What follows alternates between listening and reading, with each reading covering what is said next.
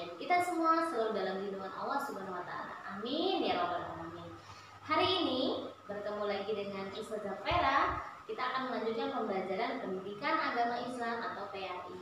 Nah, sebelum pembelajaran dimulai, Ustazah Vera ingin mengingatkan untuk anak-anak semua yang ada di rumah untuk selalu menjaga protokol kesehatan dimanapun berada, menjaga kesehatan diri dan lingkungan dengan cara selalu mencuci tangan. Jika ingin keluar, anak-anak memakai masker, kemudian diusahakan tidak berkumpul, berkerumun, atau selalu menjaga jarak. Ya nak ya, kita harus selalu menerapkan kebersihan dimanapun kita berada. Oke? Sebelum pembelajaran dimulai, kita awali pembelajaran hari ini dengan mengucapkan lafaz basmalah. Bismillahirrahmanirrahim. Kemudian sikap berdoa. Tangan diangkat, kepala ditundukkan. Berdoa sebelum belajar. A'udzubillahi minasyaitonirrajim. Bismillahirrahmanirrahim. Rabbi zidni ilma warzuqni fahma. Amin ya rabbal alamin. Barakallah kepada anak-anak solih dan solihah yang selalu khusyuk dalam berdoa. Mudah-mudahan doa-doa kita semua selalu diijabah oleh Allah Subhanahu wa taala. Amin ya rabbal alamin. Hari ini seperti yang Ustazah katakan tadi bahwa kita akan lanjutkan pembelajaran PAI tentang pembelajaran sebelumnya apa ya? Anak-anak mengingat? Ya betul, tentang iman kepada malaikat. Hari ini kita akan melanjutkan. Anak-anak sudah belajar tentang iman kepada malaikat, pengertian iman kepada malaikat. Nah, hari ini apa sih tugas-tugasnya malaikat? Kemudian siapa saja sih nama-nama malaikat di sekitar kita yang kalian ketahui? Nah, dalam Al-Quran dan Al-Hadis, dalam Quran surat As-Saffat ayat 164 dijelaskan bahwa jumlah malaikat itu sangat banyak, tetapi hanya sebagian kecil saja nama-nama malaikat dan tugasnya yang disebutkan dalam Al-Quran dan Al-Hadis. Untuk lebih jelasnya, anak-anak dapat menyimak video pembelajaran hari ini tentang nama dan tugas malaikat serta peranan malaikat dalam kehidupan kita sehari-hari. Apa saja ya nak ya? Untuk lebih jelasnya, anak-anak silakan simak video penjelasan materi berikut ini. Nama dan tugas malaikat. 1. Jibril bertugas menurunkan wahyu. Sebelum menjadi utusan Allah Subhanahu wa taala, Muhammad SAW biasa bertahanus atau menyendiri di Gua Hira. Ketika itu di bulan Ramadan, Jibril mendatangi Nabi Muhammad SAW dan memeluknya erat-erat. Kemudian melepaskannya. "Bacalah," ujar Jibril. Nabi menjawab, "Aku tidak bisa membaca." Jibril memeluk lagi dan memberikan perintah yang sama. Nabi pun memberikan jawaban yang sama pula. Hal ini berulang sampai 3 kali. Setelah ketiga kalinya, Jibril membacakan surat Al-Alaq ayat 1-5 yang merupakan wahyu pertama kepada Nabi Muhammad SAW. Setelah itu, Jibril pun selalu mendatangi Nabi Muhammad SAW untuk menurunkan ayat-ayat Al-Quran. Yang kedua adalah malaikat Mikail, bertugas menurunkan hujan dan menumbuhkan tanaman. Allah Subhanahu wa taala menyebutkan nama Mikail bersamaan dengan nama Jibril di dalam Al-Quran. Ada di dalam surat Al-Baqarah ayat 98. Dalam hadis dikatakan bahwa Nabi Muhammad SAW bertanya kepada Jibril tentang tugas Mikail. Dia menjawab, mengurusi tumbuh-tumbuhan dan menurunkan hujan. Ada dalam hadis Tabrani, Al-Mu'jam, dan Al-Kabir 11-12-10061. Yang ketiga adalah malaikat Israfil, bertugas meniup trompet pada hari kiamat dan kebangkitan dari kubur. Israfil memiliki postur tubuh yang sangat besar. Dikisahkan bahwa Nabi Muhammad SAW meminta Jibril untuk memperlihatkan dirinya dalam bentuk yang asli. Pada malam terang bulan, Nabi pergi menuju musola. Jibril mendatangi Nabi dalam bentuk yang asli dan Nabi pun pingsan. Ketika siuman, Jibril sedang memegang dada dan pundak Nabi Muhammad. Beliau bersabda, "Subhanallah, aku tidak pernah melihat makhluk sebesar ini." Jibril berkata, Bagaimana jika engkau melihat Israfil? Dia punya 12 sayap, satu sayap di tepi timur dan satu sayap lagi di tepi barat. Hadis Ibnu Mubarak Az-Zuhdu 221. Yang keempat adalah malaikat maut, bertugas mencabut nyawa. Al-Quran menyebutkan bahwa ada malaikat pencabut nyawa. Firman Allah, katakanlah, malaikat maut yang diserahi atau mencabut nyawamu akan kematianmu.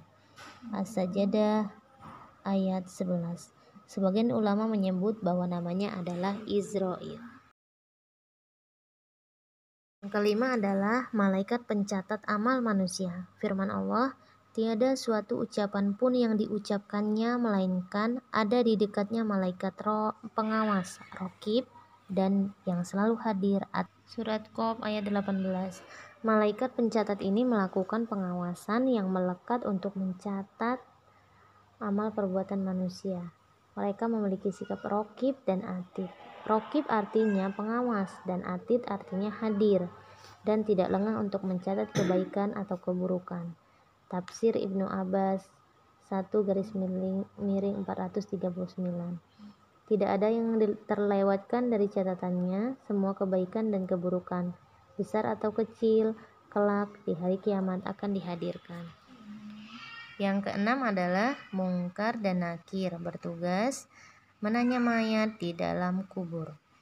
Mungkar dan Nakir bertanya kepada mayat di alam kubur tentang Tuhannya, agamanya, dan nabinya. Jika mayat itu seorang mukmin, dia akan menjawab, aku bersaksi dia adalah hamba Allah dan Rasul-Nya. Malaikat akan bertanya, lihatlah tempat tinggalmu di dalam surga. Mereka melihatnya dan kemudian dia mendapatkan kenikmatan di dalam. Jika mayat itu munafik atau kafir, dia akan mengatakan, aku tidak tahu. Malaikat berkata, kamu tidak tahu dan tidak pernah menyebutnya. Mayat itu dipukul dengan godam dari besi dan menjerit sekeras-kerasnya.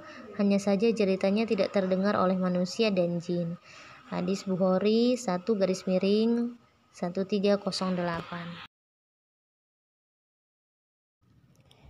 Yang ketujuh adalah malaikat Malik. Malaikat Malik bertugas menjaga api neraka. Firman Allah dalam surat Az-Zukhruf ayat 77 yang artinya, mereka berseru, hai Malik, biarlah Tuhanmu membunuh kami saja. Dia menjawab, kalian akan tetap tinggal di neraka ini. Yang kedelapan adalah malaikat Ridwan. Malaikat Ridwan bertugas menjaga pintu surga. Dalam Al-Quran surat Az-Zumar ayat 73 dikatakan bahwa ketika rombongan orang-orang bertakwa dimasukkan ke dalam surga, malaikat membuka pintu-pintunya.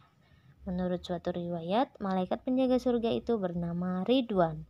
Musnad As-Sihab nomor 2/103.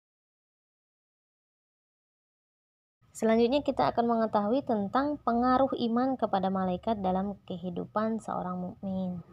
Nah, beriman kepada malaikat memiliki pengaruh yang sangat besar dalam kehidupan seorang muslim. Apa saja? Yang pertama adalah mencontoh ketaatan malaikat kepada Allah. Malaikat sangat taat mengikuti perintah-perintah Allah sehingga menjadi hambanya yang paling terjaga dari dosa dan dekat dengannya. Masya Allah ya nak, mudah-mudahan kita bisa mencontoh ketaatan malaikat kepada Allah.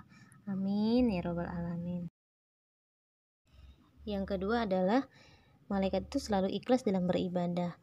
Malaikat tidak menghitung-hitung amal yang pernah diperbuatnya dan tidak pula membanggakan dirinya karena melakukan banyak amal soleh. Dalam suatu hadis dikatakan bahwa malaikat tidak henti-hentinya bertasbih siang dan malam dan meminta ampunan kepada Allah. Mereka merasa belum bisa menunaikan kewajibannya kepada Allah dengan sempurna. Kelak di hari kiamat mereka akan berkata, Maha suci Engkau wahai Tuhan kami tidak beribadah kepadamu dengan sungguh-sungguh. Masya Allah ya nak ya, mudah-mudahan kita selalu dapat ikhlas dalam beribadah dan tidak pernah membanggakan diri atas amal soleh yang pernah kita lakukan. Amin ya robbal alamin. Yang ketiga adalah berusaha menjauhi larangan Allah Subhanahu wa Ta'ala. Menyadari bahwa malaikat mencatat amal perbuatan dan menyertainya siang dan malam akan membuat manusia berusaha menjauhi larangan Allah. Ketika seseorang terjerumus dalam maksiat, dia harus ingat bahwa banyak malaikat soleh yang ada di sekelilingnya. Dengan begitu, dia akan malu untuk meneruskan perbuatan-perbuatan dosanya. Dalam surat Al-Infitor ayat 10-12 dikatakan bahwa sesungguhnya kalian dijaga oleh malaikat-malaikat yang mulia dan mencatat pekerjaan-pekerjaanmu. Mereka mengetahui apa yang kalian kerjakan. Yang keempat adalah mencontoh kedisiplinan malaikat dalam beramal soleh. Jadi malaikat sangat disiplin dan rapih ketika melakukan amal soleh. Suatu waktu Rasulullah SAW menegur para sahabat, "Mengapa kalian tidak berperilaku seperti para malaikat ketika berada di hadapan Tuhannya?" Para sahabat bertanya, "Wahai Rasulullah, memangnya bagaimana sifat-sifat malaikat ketika di hadapan Tuhannya?" Nabi Muhammad SAW menjawab, "Mereka menyempurnakan saf pertama dan safnya rapat." Hadis riwayat Muslim nomor 1/430. Yang kelima adalah tekun dan semangat menuntut ilmu. Iman kepada malaikat akan melahirkan ketekunan dan semangat dalam menuntut ilmu. Tidak malas dan tidak mudah menyerah karena mengalami kesulitan. Bayangkan betapa mulianya orang yang menuntut ilmu. Malaikat saja rela menghamparkan sayapnya demi mereka. Nabi Muhammad SAW bersabda, "Tidaklah seseorang keluar dari rumahnya untuk mencari ilmu, kecuali malaikat menghamparkan sayapnya karena rela dengan apa yang dia perbuat." Ibnu Majah nomor 1/226.